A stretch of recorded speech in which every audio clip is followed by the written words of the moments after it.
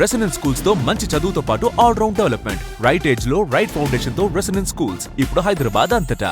రోజుకో కమిటీ పూటకో మాటతో కాంగ్రెస్ సర్కార్ ఇప్పటికే రెండేండ్లుగా కాలహరణం చేసింది. ఇప్పుడు జిల్లాల పునర్విభజన పేరిట కొత్త కుట్రను తెరపైకి తెచ్చింది. జాబ్ క్యాలెండర్ పేరిట దగా చేసిన రేవంత్ సర్కారుపై నిరుద్యోగులు భగ్గుమంటున్నారు. ప్రశ్నించిన వారిపై నిర్బంధాన్ని ప్రయోగిస్తున్న కాంగ్రెస్ తీరుపై యువత తీవ్ర స్థాయిలో మండిపడుతున్నది. అయితే మరో రెండేండ్లు తప్పించుకునే కుట్రలో భాగమేనని ఫైర్ అవుతున్నారు.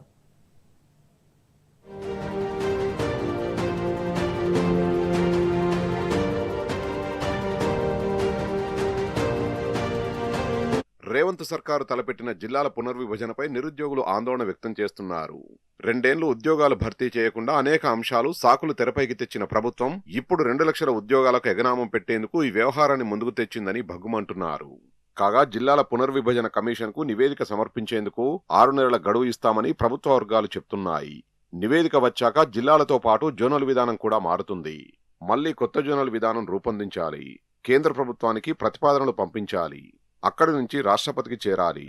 రాష్ట్రపతి ఆమోదముద్ర వేయాలి. ఒకవేళ ఆమోదం తెలపకపోతే మళ్లీ కథ మొదటికొస్తుంది. ఈ ప్రక్రియ అంతా సజావుగా సాగితే కనీసం 2 ఏళ్లు పడుతుందని అంచనా. ఎవరైనా కోర్టును ఆశ్రయిస్తే అంతే సంగతి. 2 ఏళ్ల పాటు ఉద్యోగాలు భర్తీ చేయకుండా తప్పించుకునే కుట్రలో ఇది భాగమని నిరుద్యోగులు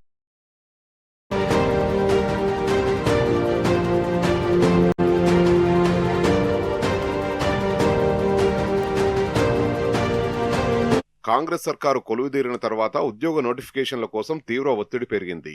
ఈ నేపథ్యంలో 503 పోస్టుల భర్తీకి కేసీఆర్ సర్కారు జారీ చేసిన గ్రూప్ 1 నోటిఫికేషన్ రద్దు చేసి మరో 60 పోస్టులు కలిపి 563 పోస్టులతో కొత్త నోటిఫికేషన్ జారీ చేసింది. 25,000 టీచర్ పోస్టుల్ని భర్తీ చేస్తామని చెప్పిన రేవంత్ సర్కార్ చివరకు కేసీఆర్ ప్రభుత్వం 5,089 పోస్టులతో ఇచ్చిన డిఎస్సి నోటిఫికేషన్ రద్దు చేసి మరో 6,000 పోస్టులు కలిపి కొత్త నోటిఫికేషన్ జారీ చేసింది. ఆ తర్వాత 2024 ఆగస్టు 2న అసెంబ్లీలో 20 రకాల నోటిఫికేషన్లతో జాబ్ క్యాలెండర్ ప్రకటించింది. 2024 అక్టోబర్ నుంచి 2025 ఫిబ్రవరి వరకు ఈ 20 రకాల ఉద్యోగాల్ని భర్తీ చేస్తామని చెప్పింది. కానీ ఒక్క నోటిఫికేషన్ను విడుదల చేయకపోవడంపై నిరుద్యోగులు భగ్గుమంటున్నారు.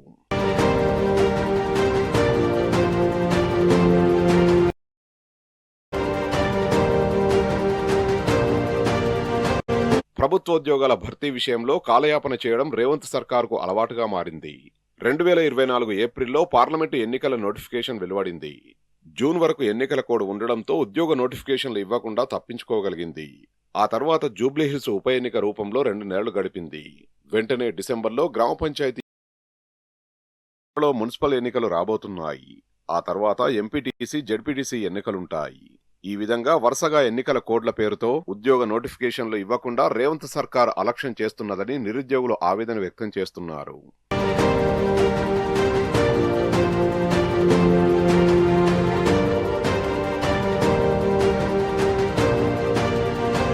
అలాగే 2024 అక్టోబర్లో ఎస్సీ ఉపకులాల జడ్జి జస్టిస్ షమీం అఖ్తర్ నేతృత్వంలో ఏకసభ్య కమిషన్ను ఏర్పాటు చేసింది. తర్వాత నవంబర్ 6 నుంచి డిసెంబర్ 25 వరకు జరిగిన కులగణన సర్వే వల్ల ఉద్యోగ నోటిఫికేషన్లు వెలువడలేదు.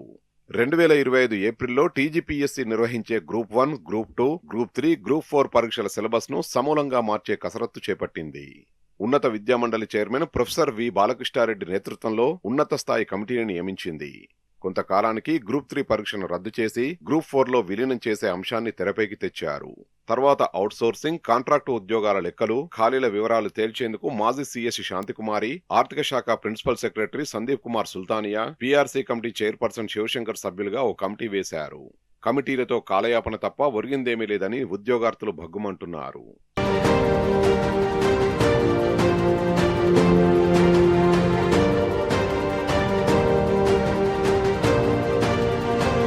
నిన్న మొన్నటి వరకు అతి త్వరలో నోటిఫికేషన్ల జాతర అంటూ మీడియా, సోషల్ మీడియాలో ప్రచారం చేశారు. 35,000 నుంచి 50,000 ఉద్యోగాలకు నోటిఫికేషన్లు వెలువడతాయంటూ ఆశల పల్లకి ఎక్కించారు. పంచాయతీ సెక్రటరీ నోటిఫికేషన్ పేరుతో ఊరించగా అది పత్తా లేకుండా పోయింది. 6,000 పోస్టులతో డిఎస్సి నోటిఫికేషన్ ఇస్తామని డిప్యూటీ సీఎం బట్టి విక్రమార్క ప్రకటించారు. 2 ఏళ్లు గడిచినా ఈ నోటిఫికేషన్ జాడలేదు.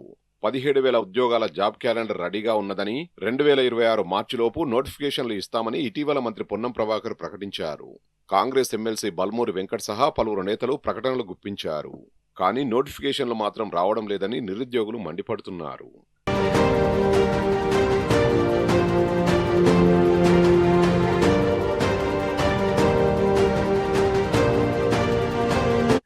నోటిఫికేషన్ల కోసం నిరుద్యోగులు ఆశగా ఎదురుచూస్తున్న నేపథ్యంలో అందరికీ ప్రభుత్వ ఉద్యోగాలు ఇవ్వలేమంటూ శాసనమండలి సాక్షిగా మంత్రి శ్రీధర్బాబు ప్రకటించారు.